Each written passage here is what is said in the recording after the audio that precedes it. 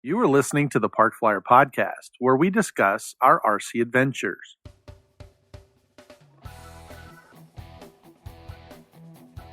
Welcome to the Park Flyer Podcast, where we discuss the ups and downs of the new RC Flyer. Join your hosts, Michael and Jay, as they take flight at the park. Now on with the show. Hey, everybody. Welcome to the Park Flyer Podcast. I'm Michael from Arizona, and with me always are my good friends. Jay from the hills of Texas.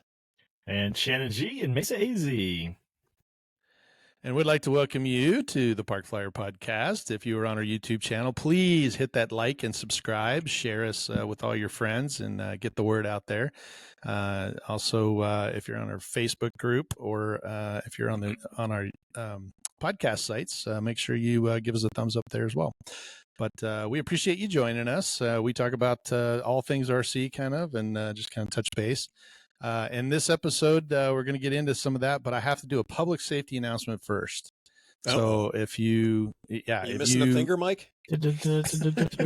Nope. This is a public safety announcement, and it's a very long story that I'm going to compress into a very short amount of time. Oh, okay. But I picked up my new Bearcat. If you're on YouTube, you can see it in the back. That's a Vix RC Bearcat, and I was so excited. I was all in that mind frame.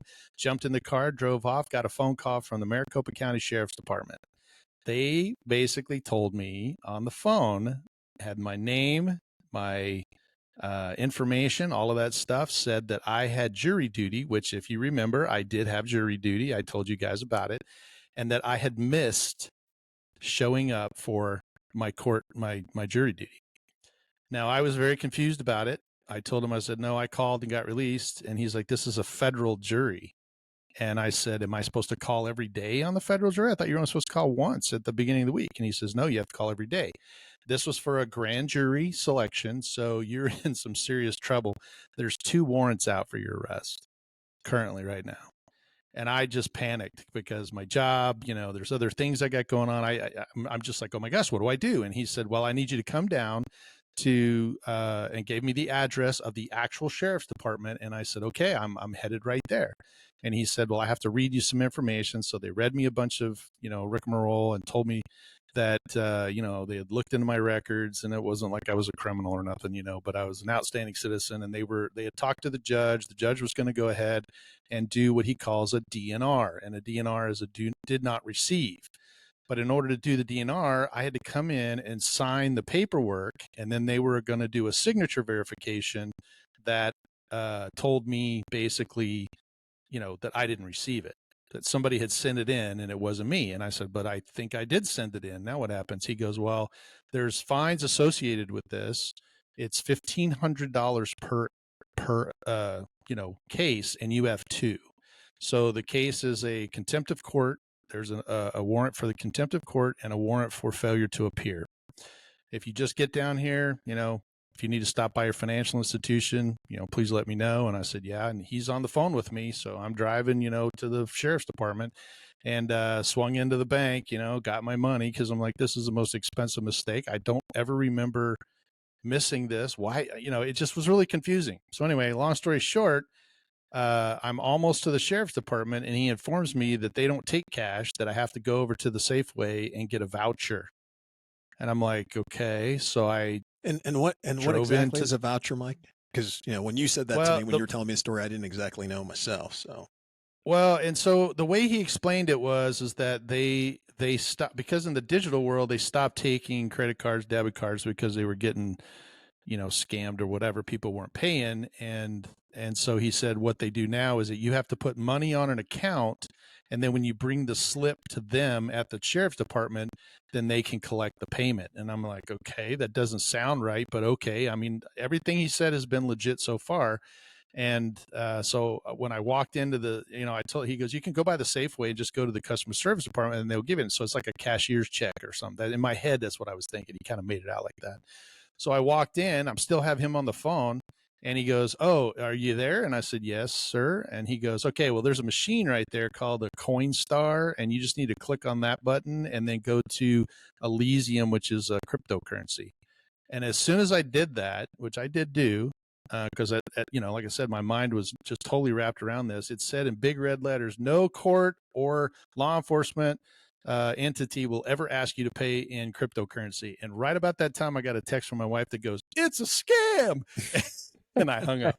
So I'm going to tell you though, Shannon, it was as real. They had spoofed the number for the sheriff's department. They knew everything was going on. He had me hook, line, and sinker up until I got to the Coinstar, and then I'm scratching my head, going, "Wait, why am I at a Coinstar for the courts?" So luckily, I was downtown, and I just jumped in the car, swung over to the federal courthouse and walked in. And as soon as I walked in, they go, "You look troubled, sir." And I was like, "Yeah." He said, "I'm on the phone with this officer." So he goes, "It's a scam, hang up." So they were very aggressive. They called me back about 15 times. Oh, wow. I was texting my wife this whole time, and my wife is like panicked because she's in a meeting and she's trying to figure out, oh my gosh, and we're trying to move money around so I could get the funds to do it. And she just happened to get off the phone and call the court. And the court said, "No, we didn't have jury duty that week. We released him. He's got nothing pending, no warrants, no nothing." And so wow. I finally got off the phone with him, talked to the courts, got all that stuff. I called my wife, and she was like, "Yeah, so I was kind of wondering what was happening here, because some of the things that he sent me information on my phone, right? So it was a write-up and everything, and I forwarded it to her, but I can't really see it on the phone. I'm driving." And she was looking at it and she said, "The dates are wrong and something there's not a watermark seal on it." So she started kind of getting that hair standing up on the back of her neck. And then she says to me, "Yeah," she goes, "I thought it was a scam, but then I started thinking, wow, is this a scam for you to get money to go buy a new airplane?" Because she thought I was trying to scam her. This was awesome. When he told me that the other night, I was in tears. I was like, "Oh my gosh!" Then I had to tell my wife, and she started laughing. She goes, "Well, it does kind of sound like something you guys would do." And I was like, "Oh, come on!" I was like, "That's a pretty elaborate scam to buy an airplane, though. Really go pull money out of there." We'll take the money out, and then we'll just be sheepish. "Oh, I guess I should have talked to you first before I took out all that money and spent it." "Yeah, I'm sorry." Wow. She's like, "Yeah, that's more like you guys." Try it, so I'll see you guys later. Yeah. Oh my God. Anyway, it's a public service announcement. If you get anything, the courts told me two things. Number one, you only have to call. Number two, this was the funny part, is she said, how we inform you that you have a warrant out for your arrest?" And I said, "No, ma'am." She goes, "We show up for breakfast at 6 a.m. and say, 'Hey, we're here for breakfast. Here's a warrant for your arrest.'" She goes, "We don't announce that or call you." And second thing, she said, if you failed to appear in court, you would literally have a certified letter 24 hours later, not a month later. Because this is, that was back in February. So, But it just caught me off guard. He knew all my information. I showed her and she's like, "Yeah, we have no idea how they're doing it, but it is a big scam. It is on their website." And so just in case it's going throughout the country now, they're kind of preying on citizens who are, kind of like me, that I'm a law-abiding citizen. I've done jury duty, the whole deal, blah, blah, blah. And, now they're saying, okay, well, that guy, we can get him. But it wasn't until I got to the cryptocurrency thing that all my bells and whistles went off, because I was too busy trying to figure out.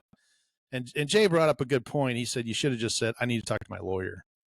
Because that anytime you say that, they're going to be like, "Okay, get back with us," and hang up. But I wasn't thinking about it at the time, because he had said, "Oh, it's already being dismissed. We just need you to come in and do the signature verification." So I wasn't really thinking. He knew all the right things to say. So stay away from the scams. I was, I was very, very close. I wasn't gonna. I was there gonna a couple of things. He told Michael, at one point, he was placing him under arrest.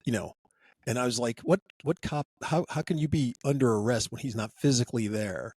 Arrest is a physical thing. He has to be there and physically take charge of you. So he's over the phone because he was like, "Don't get out of the car. Don't go anywhere else. Keep me on the phone the whole time." And I'm just like, okay, so he was isolating you from people because, it's hard to text. It's hard to do all those other things on the phone.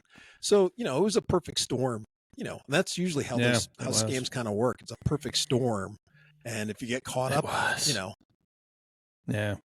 Well, and that's kind of, and it's kind of one of those things, right? Because it just happened and my mind wasn't in, I was too happy about something else and I wasn't even thinking about it. And it just kind of, the cards just started laying down. And it troubles me because every time I tell this story, because it just happened, a couple of days ago. And every time I tell the story, everybody goes, first words out of their mouth is what I say. I got a call from that. They go, it's a scam. It's like, why does everybody know this except me? I mean, everybody in town knows that this was a scam and I got suckered in, but I didn't lose the money. And the lady at the court said I was lucky that they only asked for $3,000. She said, we've had people come in here that lost up to $5,000 Wow. in cash. And once you put it on the cryptocurrency, the government can't go get it back because they have no idea where it went. Yeah, so it's gone. Yeah, that was my other thing. I said We're to in Mike the was wrong line of business, folks. Maybe we should well, no, but Mm-hmm. what's the one thing the government does not like? They hate crypto. They absolutely hate it because they have no control over it. So why would they start? Right. Oh, well, we're taking payment in crypto. I was just like, man, that totally does not make sense. Well, and there's a big red sign on there. I mean, as soon as you log in and you touch it, it's a huge public service announcement. And I told him that. I said, "Hey, this says," and he goes, "Don't look at that. We've already passed that. I read all that stuff to you. Go ahead and skip that page." And I'm like, "Yeah, okay." And anyway, it was just kind of crazy. So, but it brings us to the kind of a topic. What's that? Was the voice? I was gonna say, was the voice a person talking to you? Was there any? Were they just that convincing? Like there wasn't any, thought. Oh my gosh, this accent. Accent. No.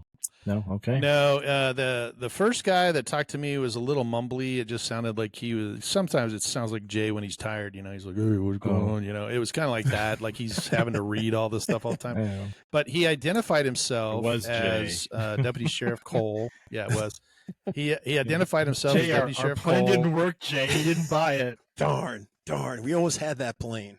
Don't I sound like the other guy you talked to? I know, right? That's terrible. That's funny. Anyway, they did identify themselves as deputy sheriff, and he gave me his badge number, which sounded legit. Like I said, he gave me the everything was legit, and then he transferred me over to a different department. And that guy picked up the phone and said, Captain, whatever his name was, Jay Stevenson or something. And he's like, "Hey, it's Captain James Stevenson with the Maricopa Sheriff's Department. How can I help you?" And I said, "Yeah, they transferred me." He's like, "Oh yeah, I got your case here, blah blah blah." And he gave me the case numbers and stuff, that I wrote down. And so they were very legit, very very very legit. And I talked to the Attorney General the next day, and she said that that was the 10th call that day. That mine was the 10th call. They'd already had 10 people already get scammed. 10th call, it was like 2 o'clock in the afternoon. I know, right? That's what I say. What do I get? Call your friends. So I know, right?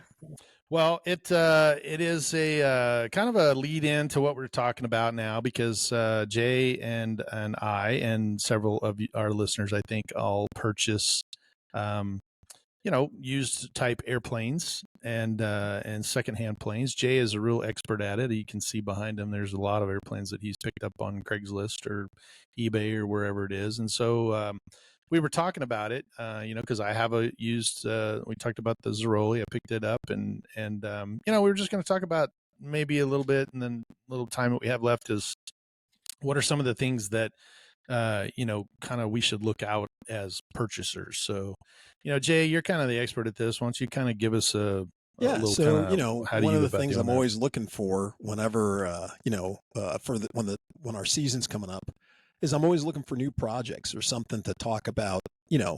Conversions from electric to gas. That's one that's coming up. So I was looking for a model, a gas model that I could use, to do this with, and luckily my buddy Jim gave me a plane that's perfect for it.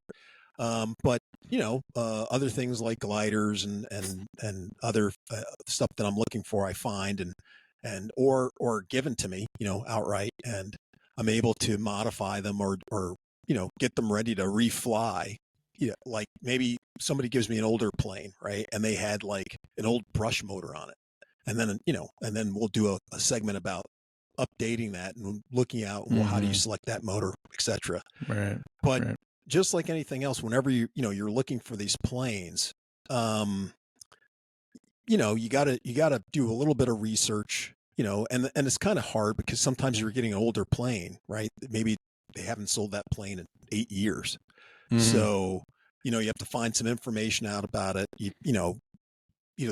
Think about what you're going to need for that plane, or what came or did not come with that plane that you're going to have to add to the plane. So, it takes a little bit of research. It's not too hard. It's fairly easy, but then comes the most difficult part of buying any of this stuff, and that's getting on Craigslist or Facebook Messenger or whatever, Facebook, to find that plane, because this is the part that kills me, right? I want to buy a plane. This person's selling a plane. It should be easy. Hey, I want to buy your plane. And then the person never talks to you or answers your message back, and it just kills me. And sometimes, I get replies months after I've replied to the guy's plane. He's like, "Oh, hey man, I didn't see your message. Are you still interested? Because I still have the plane. Nobody ever talked to me about it." And sometimes I get them, right. And I'm just like, "Yeah, you were asking, $50 for it. Well, I'll take it for 25 if you want to, I'll take it for 10 or something." They're like, "Oh, I just want to get rid of it." Okay, great. So it's kind of worked out for me in that regards. But the next part of it is you get to show up, pick up the model, and then you go, "Oh, okay." So now this is the most difficult part of it, right? You're there, you're at the guy's place, you're buying, or you're, where you're going to buy it from. And on the surfaces, it looks good, maybe, or maybe there's some telltale signs. Maybe the covering is torn if it's an older wooden model, and you can tell that like it was stored outside or something, and there's water damage in it because it's swollen in certain places. So this is where the little bit of detective work, the having a good eagle eye and looking at different stains that may be on the model to kind of give you a hint or a clue. Are there rust stains on the monocoat? Are there, where he said, they may tell you, "Oh, I crashed it," and but I just glued it all back together. And you may look at it real quick and go, "Oh, okay." Well, you really got to look at where they said they crashed it, because did it split the model in half from aft to stern type of thing? Not like a little crack, but they split the model in half. Did they rip the gear out? Did they, which isn't too bad. That happens a lot on models, and that's okay for that kind of damage. But when they go, "Oh, it just broke a little bit of the wing off," well, you don't realize that what they're talking about split the wing in half, and they kind of glued it back together. So then you have to go, that's where it gets hard, because they might have repaired it and monocoated over it or painted over it, and you're like, looking at it. So you have to kind of get in there, flex it. It's kind of like picking fruit. You have to kind of squeeze it and manipulate it to kind of get a good idea as to what may or may not be wrong with that thing. And that's where it gets really, really difficult, because then it comes down to how well can you repair something. All right. It's one thing if you broke off a wing tip. It's another thing if you broke the main root of the plane, and you have to do major, surgery on that thing. Or like you said, did it rip out the gear, and like he has the gear and it's sitting there, is it a clean break? Did it break, the box, that the whole box that the thing was sitting in, so that, it's all pulverized, balsa dust. So you have to, actually recut out the members or the frames for that stuff, maybe, and like I said, sometimes you get the plans with it, and that's no big deal. But a lot of times you don't have any plans, and you're just going to have to wing it. So you have to kind of know your own level of, how well you can repair stuff. Like I said, my buddy Jim, he just can look at something and just copy it and just remake it. It's just incredible to see him go to work and how he can just fix things. And he makes his repairs make the plane even better than what it was before. And, where it might have had a little flex, that thing ain't flexing. It's, it's solid as ever. So it's just amazing. So, I know it's kind of a wishy-washy answer, to kind of go, "Oh, it's, it's easy to buy used planes. It's not a big problem." But you have to know your own capabilities and have to be a good assessor as to how bad of a fix is this going to be, because, if you just go, the guy just says, "Oh, this thing ripped off," and like you said, it ripped the main spar out of the plane, how much is it going to cost for a carbon rod for the plane? Carbon rods, a tube, out of a plane, if it's ripped out or damaged and you have to replace it, may cost more than a plane to just replace that, the rod. So, just little things like that you have to be aware of. Yeah. And honestly, there's a lot of airplanes that people will sell. I'm really bad about it. I've got several airplanes that they don't make anymore, and I could sell them. I like to fly them if I get a chance, but they're kind of nostalgic, and I have some that they're in good condition, but they just don't make parts for them anymore. You can't find anything, and so people, they get to the point where they're like, well, there's nothing to fix this with, and so might as well sell it.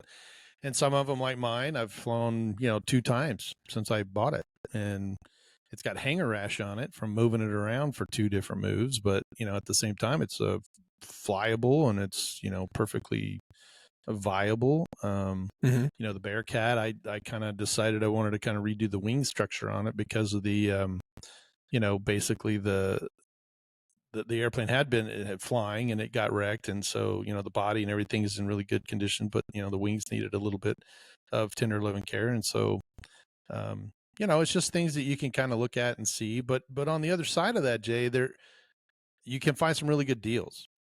Scott, we had him on the podcast a couple, episodes ago. He was online. He found that Stuka that I had in the shop for a while. He flew that at Winter Warbirds, and he got an incredible deal on that. And the guy that he bought it from was a Futaba rep and had, the whole airplane was spotless. When he told me what he paid for it, I was shocked. He's the guy we It love was to less hate. than the kit. He's the guy we love to hate. Him and Barry as well, right? Because Barry just got one. They just as have well. the luck. They just have the luck with that. They do. I don't, maybe I don't have the luck, but Barry just got a half-scale Christian Eagle. Ooh. So, and he got it for the price of the motor, and the motor's brand new in the box. Wow. That's awesome. So, what were you saying there, Shannon? So my 737/P8 Poseidon, perfect example of this. I saw it on Facebook Marketplace, and I could tell it needed some things. And the guy tried to explain to me what it was. It was missing the it was like an estate sale. Somebody had bought it. They probably flew it, but it was missing the spar, which isn't a big deal because they still make that plane, or at least they still got parts for it. And when it got to the point of meeting the person, it was one of our common friend, Ryan Rhodes. He just didn't know he had a different name. He was under a different name on Facebook for whatever reason. But so when I got that, I got a really good deal on it, and I knew what I was getting into. I'm like, well, I can get the parts for this plane. I know what's what with this. The manual can download. I had a servo go out. The servo was nothing to replace. And after getting it roughly airborne, I stripped it down, repainted it, and I fly the heck out of it. I've got I won first place at the jet rally for electric jet with it. So perfect example of taking a basket case of a plane, because the average person would be this, I'm not gonna do anything with this. This is junk. And it's like, no, this is perfect for me. So because I'd say about 80% of my planes, if not more, are used. I think I've bought, in my planes I'm currently flying, there's 3 that I've bought new. Now the used ones, some of the used ones might have been like one flight, or like Bob Roth, he'll fly it 3 or 4 times and it's for sale. That kind of deal. And it's like I kind of live off of the deal of used aircraft. That's, to me, that's one of the huge parts of our hobby that I love, that you can get a really cool plane without buying the farm initially. Sure. Right. And there's some really, really, really great deals out there. I mean, that's the important part about it, is that, I think if you're one of those that doesn't really have the time, effort, or want to put in the effort to redo something like Shannon did, or, like I did with the Cessna, the big Cessna was another one that, I'm pretty much where if I see something damaged in there, I know I can put it back to the way it was. And so I start digging in, and the next thing you know, I'm, got the whole airplane gutted and starting with all the stuff that I want to put in there, which is, fine. There's no loss, no reason you can't do that. It just may take a little bit more time. And it's, basically now I understand what's in it, and, I took a bunch of stuff out. So, but it can't, what I want to at least portray is that you shouldn't be scared of purchasing planes that are secondhand, basically. And even, if you're not good enough to, or are not really skilled enough to, kind of redo the whole airplane, then maybe don't buy something that's a big, wrecked pile. But there are guys that do that. I mean, one of the guys that we know here at our club, he does that. He'll buy airplanes that are almost destroyed, and they're fiberglass, and it's hard. A lot of people don't work well with fiberglass, and he'll put the whole airplane back together like it was brand new with panel lines and everything. So, and then he wins awards with it as well. And you're just like, oh, I saw that airplane when it came in on a Greyhound bus in parts. I mean, literally it was just chunks of pieces stuck in a box. You could barely tell it was an airplane, and now it's things flying around winning, all kinds of awards on it. So, and then, when he goes to sell it, it's basically been redone, although that airplane was wrecked. I mean, he could probably ask top dollar for this thing because it's in really, really, really good condition now that he put it all back together. Right. So that, that's a skill that that people have. Jim's kind of like that. I mean, I think if you're in this hobby for more than just, just going out to the park and flying around, that's kind of half, like I built several builds going on, and most people do. It's kind of fun. And if you live up north or in a colder area that, you don't have a full flying season like we do, gives you something to do during the non-flying seasons. So, which is the summer here. But it's yeah, that is the summer here, and that's kind of why I got these out. So I got 3 or 4 projects, but we're still flying. All right, I actually went flying not too long ago. I flew the OV-10. I maidened it, and kind of a quick story before we go. We're kind of running out of time, but I was going to let you know that I did fly the OV-10. When I got out there, I think I told Jay, I called him afterwards, and I was like, man, this airplane's really squirrely. Like I took off, and the whole airplane just started the tail end of that thing with those twin booms was just over exaggerating. It was, yawing really hard. It was everything I could do to control it. I almost lost it, and I chopped the throttle, landed it, and I thought, whew, that was, my heart rate was up because I was like, dude, this was a gift from, Scott for coming out to Winter Warbirds and hanging out with me. He sent that to me, and he's got one and said it flies perfect. I watched the videos. Everybody flies perfect. Why is mine flying like this? And so I took off again, and I put 3 batteries through it and realized that, I just kind of started fine tuning all of the control surfaces, and the rudder just almost was down to nothing. I mean, I barely had any rudder usage at all. It did not like it when I put rudder in for a turn or any of that stuff. It just started wallering around. And I thought, I have a Demon Cortex, and so I thought, well, maybe the Demon settings are too high for this particular one, so I kind of dialed those down a little bit. And then the other day, went out and flew it again. I put 2 batteries through it. It flew okay, but it's still kind of just a little wonky. I tried to roll because the first 2, 3, I didn't really do any maneuvers, but the roll that I did was a heart thumper, because when I got that thing upside down, it just pitched right down to the ground. And luckily I was a couple mistakes high and was able to chop the throttle and kind of get it back. But it was an exciting flight, and Barry was there, and he's like, oh my gosh, what's up with that? And I just go, I don't know, there's something wrong with this plane. And so I handed the controller to him, and he flew about 37 seconds and goes, and he handed me the controller back. Goes, not me. And Barry's a good pilot. I mean, Barry's like, he can figure it out too. We've maidened a lot of, airplanes for a lot of people, and he flies a lot of stuff. He flew that, literally didn't even get around the whole circuit, and was like, yeah, I'm not going to be responsible. This thing is not right. And so he handed it back to me, and, he goes, I think your rudder is moving backwards. I was like, it's not moving backwards. It moves the right direction.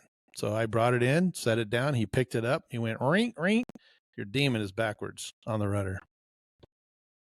And I was like, no way. I redid that thing 3 times. He goes, nope. So we walked over, and we turned all of it up, and we did it again. And I was like, you got to be kidding me. When So I must have gone left when I should have gone right, and gone right when I should have went left. Story of my But life. we rebound it. We redid the learning, and he's like, now go fly it. And as soon as it took off, man, it was just 180 degrees different. That airplane flew amazing. We had low passes. We did wing over. It rolled beautifully because, with the rudder, as soon as I put a little bit of rudder to keep the nose up, it just pitched down with the gyro, thinking it was going the other way.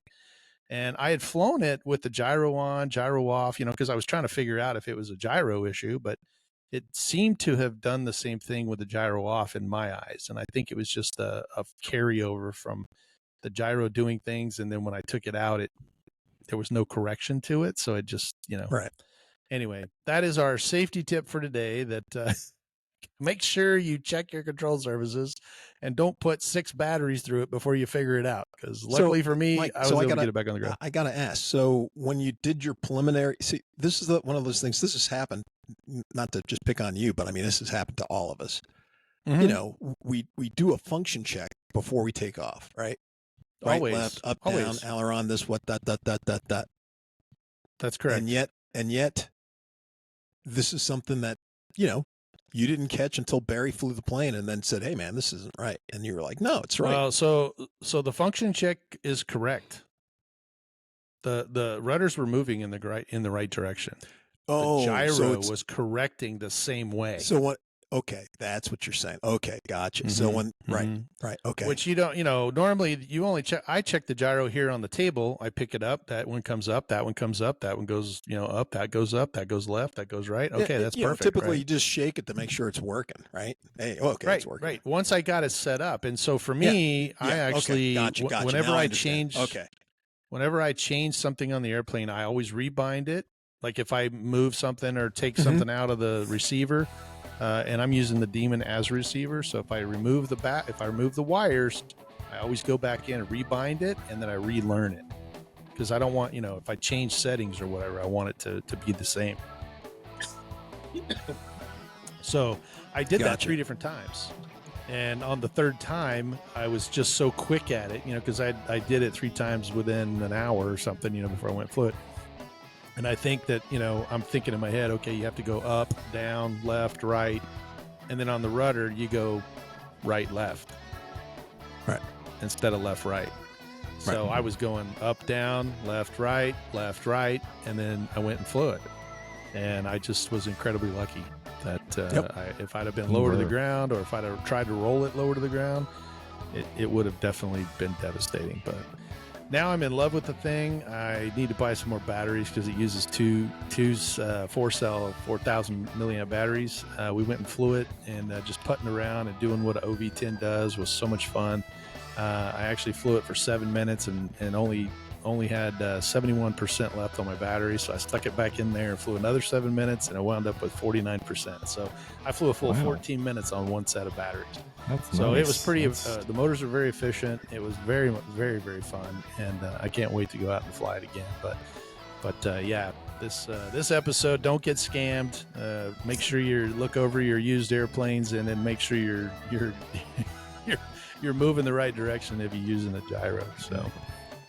But holy smokes. So, well, we appreciate everybody's patronage listening to us. We are out of time. But if you have a used airplane, go ahead and comment in the comment sections. We finally turned those on. For some reason, they were off. I think it's because we said that it was safe for kids, and then they eliminate the comments. But we do have comments open. So go on to our YouTube channel. Once again, give us a like, subscribe, click that bell, share with it. Give us a comment. Let us know how we're doing. We'd love to hear from our listeners. And yeah, we'll. I think next time we'll talk about maybe the Crescendo Maidens, because I got one of those. I think Jay's got a new one coming out, so we're gonna go try those out, hopefully, and figure out how that works. There you go, perfect. So, but we're out of time. So for Michael here in Arizona, and Jay from the hills of Texas, and Shannon G and Mesa AZ, we will see you in 2 weeks. Let's fly. You have been listening to the Park Flyer Podcast. Thank you for joining us, and we look forward to your next visit. Please give our show a star rating and review, and feel free to email us your questions, topics, or suggestions to parkflyerpodcast@gmail.com.